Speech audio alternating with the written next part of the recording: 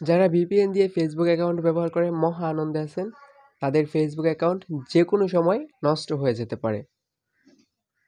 আমরা ভিপিএন দিয়ে ফেসবুক ব্যবহার করতেছি বর্তমান সময়ে।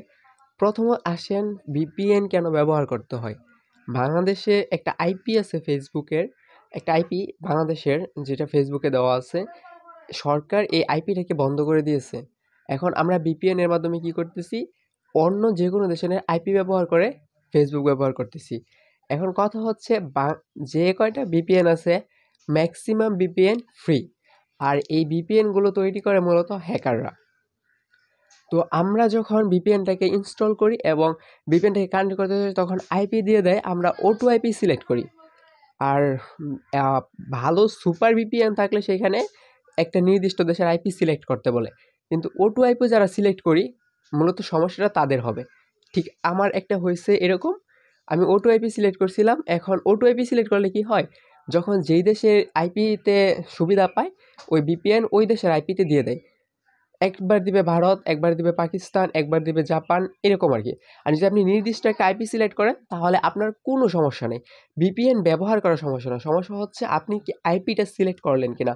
যদি সুপার ভিপিএনগুলো নামান, ভালো ভিপিএনগুলো একটা নির্দিষ্ট দেশের আইপি সিলেক্ট করে নেন তাহলে আপনার কোনো সমস্যা হবে না। কিন্তু আমার মতো যদি বোকামি করতে যান, যে কোনো দেশের মানে যে কোনো একটা ভিপিএন নামায় নিলেন, ভালো অনেক ডাউনলোডার দেখে, কিন্তু এখানে ফ্রি ফ্রি আইপি, মানে যে যে কোনো সময় যে কোনো দেশের আইপিতে আপনাকে নিয়ে দেবে, আইপি সিলেক্ট করতে দেয় না নির্দিষ্ট, তাহলে আপনি আইটিতে ঝামেলায় পড়ে গেলেন। সো ভিপিএন ব্যবহার করা থেকে দূরে থাকতে বলবো না। যে কোনো আপনারা ভিপিএন ব্যবহার করেন, কিন্তু হচ্ছে একটা ভালো ভিপিএন নামান।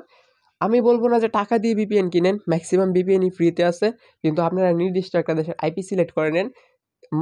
ভারতের আইপি সিলেক্ট করতে পারেন বা জাপান, আমেরিকা যে কোনো দেশের একটা নির্দিষ্ট আইপি সিলেক্ট করে তারপর আপনারা সেই ভিপিএন দিয়ে ফেসবুক ব্যবহার করেন। কিন্তু যেটা O2 আইপি সেটা ব্যবহার করেন না। সেটা ব্যবহার করলে আপনার আইডিটা নষ্ট হয়ে যেতে পারে। এখানে কি হয়, ফেসবুক অ্যালগরিদম মনে করে এই আইডিটা হ্যাক করে নিয়েছে।